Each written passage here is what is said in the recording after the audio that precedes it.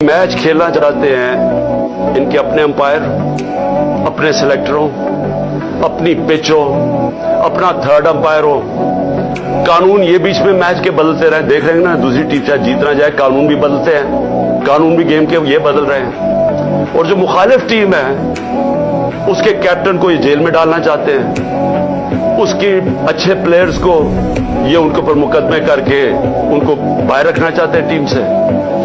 बाकी जो टीम है उनको कोई पुलिस डंडे शंडे मार के किसी की टांग तोड़ दी, किसी का हाथ तोड़ दिया।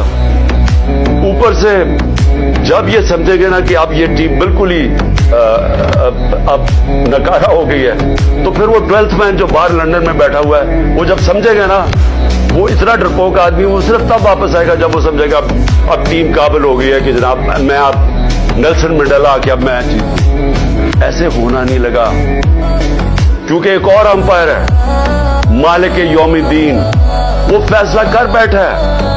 आप जो मर्जी कर ले, मैच आपने हारना है।